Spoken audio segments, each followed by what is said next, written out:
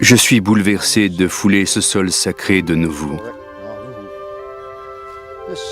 Cette ville a aussi été appelée la ville de Joseph, du nom de Joseph Smith, son fondateur. C'est lui qui eut une vision de Dieu le Père et de son Fils Jésus-Christ dans le bosquet sacré de Palmyra, dans l'État de New York. Sa vie témoigne qu'il a communiqué avec le Christ, apportant ainsi davantage de vérité spirituelle, de clés et d'autorité sur la terre qu'aucun autre prophète ne l'a jamais fait. Tant d'événements de l'histoire importante des premiers jours de notre Église se sont déroulés ici. Un temple magnifique y a été construit. C'était le deuxième de cette dispensation. Le temple de Nauvoo avait été édifié pour que les membres de l'Église reçoivent les plus hautes bénédictions que Dieu destine à son peuple.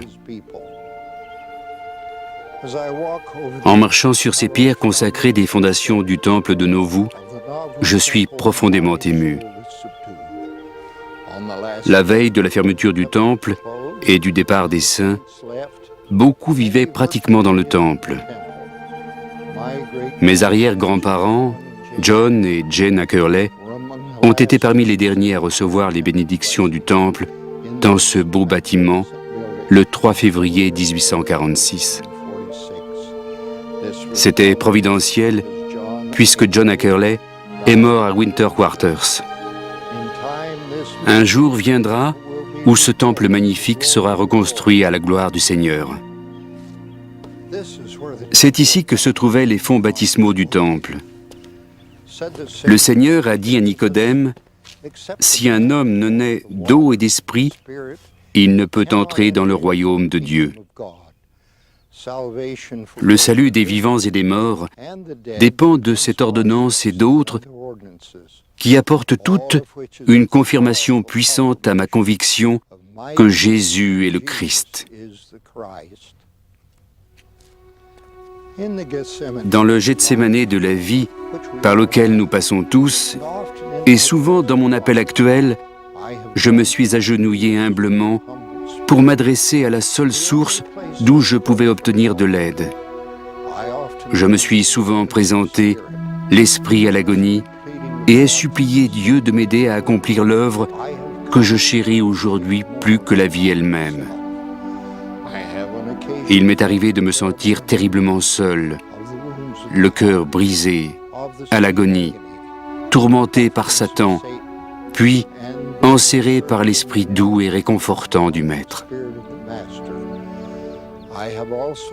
J'ai aussi éprouvé le poids de fardeaux écrasants, le doute provoqué par des sentiments d'incompétence et d'indignité, l'impression fugace d'être abandonné, puis celui d'être fortifié au-delà de toute attente.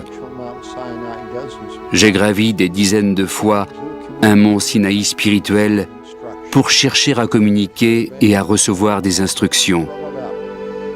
C'était comme si je m'étais hissé sur un mont de la transfiguration presque réelle.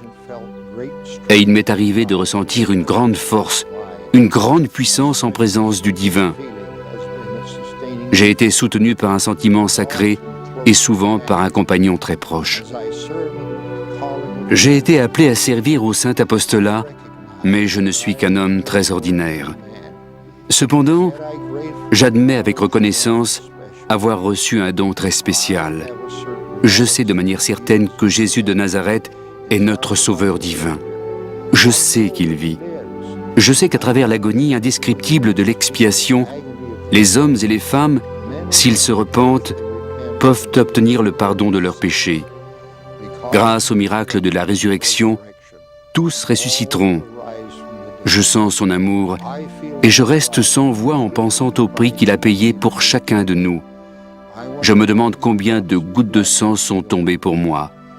C'est le témoignage que je rends de lui. Au nom de Jésus-Christ, Amen.